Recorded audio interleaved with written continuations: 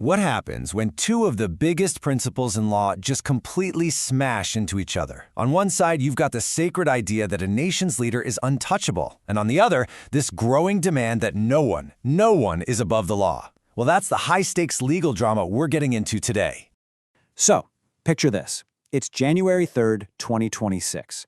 In a move that sends shockwaves around the globe, U.S. forces capture a sitting president, Nicolás Maduro, and fly him to a New York courtroom to stand trial.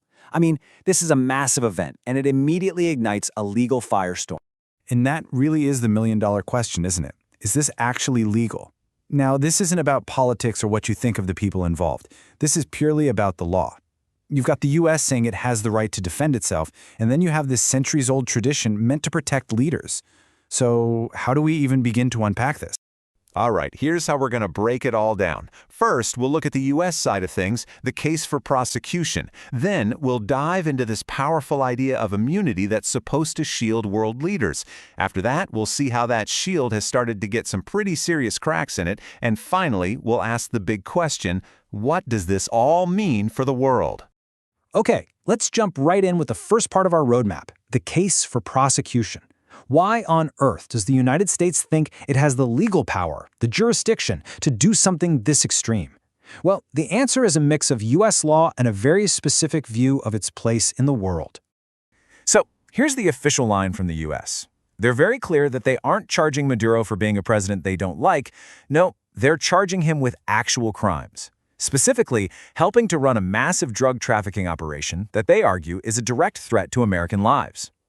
And to kind of back up the political side of it all, they also bring up the old Monroe Doctrine, which is basically a 200-year-old policy that says the U.S. has a special role in the Western Hemisphere. Now, the legal bedrock for all of this, it's a powerful and pretty controversial bit of U.S. law called the Kerr-Frisbee Doctrine. To put it simply, it says that once a defendant is physically standing in a U.S. courtroom, the court can try them. It doesn't matter how they got there, even if they were literally kidnapped from another country. And look, this isn't some brand new idea they just cooked up. The U.S. has done this before. Think about Manuel Noriega, the leader of Panama. They prosecuted him on similar drug charges.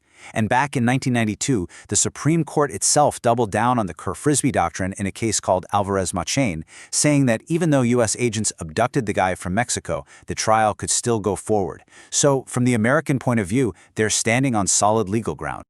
Okay, so that's the prosecution's case. But now, let's flip the script. The defense has an incredibly powerful counter-argument, and it's not based on U.S. law at all.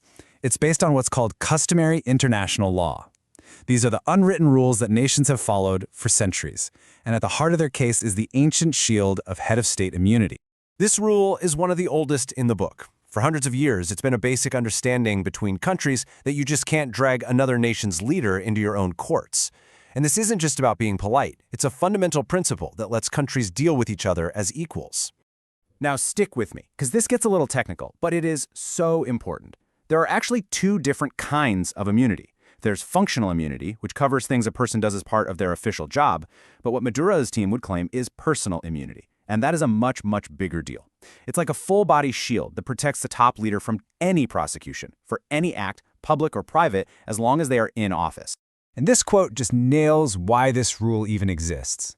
The whole point is that a president or a prime minister needs to be able to travel the world, negotiate treaties, and just do their job without having to worry that they'll be arrested on some trumped-up charge in another country. It's all about keeping the system of international relations stable. So, we have two giant legal ideas that just can't seem to coexist, right? Which brings us to part 3, the cracks in the shield. Because over the last 80 years or so, that once unbreakable defense has started to show some pretty serious weaknesses. The real turning point was right after World War II. The entire world was just horrified by the scale of what had happened, and a new idea started to take root. The idea that for certain crimes, the worst of the worst, you can't just hide behind the excuse that, I was just doing my job for the state. And then came the Nuremberg Tribunal, and they just laid it out there in black and white. This was a revolution in legal thinking. For the first time, a major international body said, yes, the state can be held responsible, but so can the individual person. You, as a person, can be held criminally responsible for your actions. It was a game changer. And you can literally see this idea evolving over time. It starts with Nuremberg. Then, fast forward to 2003, and an international court indicts Charles Taylor while he was still the sitting president of Liberia. And that leads us right back to the Maduro case, which poses the next huge question. Can one single nation's court do what an international court did? And this right here is the absolute heart of the whole legal fight. You see, international courts, like the ICC, are basically clubs. Countries sign treaties and agree ahead of time that for this court, immunity is off the table. But a U.S. court is different. It's just the court of one country. Does it have the power under international law to ignore the immunity of another country's leader? That is the billion-dollar question. So where does all this leave us? Well, in our last section, we're asking, is this a new world order? Because this single case is like a stress test for the entire international legal system. It forces us to choose between two ideas we thought were rock solid: the sovereignty of a nation versus the accountability of its leaders. You can basically boil the whole fight down to this. The U.S. says, our laws, our courts. If you're here, we can try you. The defense says, international law says you can't touch me, I'm a sitting president. And the huge unanswered question stuck right in the middle is, has the world changed so much that even a national court can break through that shield of immunity? There's this quote that just perfectly sums up the modern way of thinking about this. The whole point is that sovereignty was designed to protect countries so they could function, not to be used as a get-out-of-jail-free card for leaders who commit horrific crimes. And that's what this case forces us all to confront. No matter how it turns out, the result is going to help draw a new map for our world.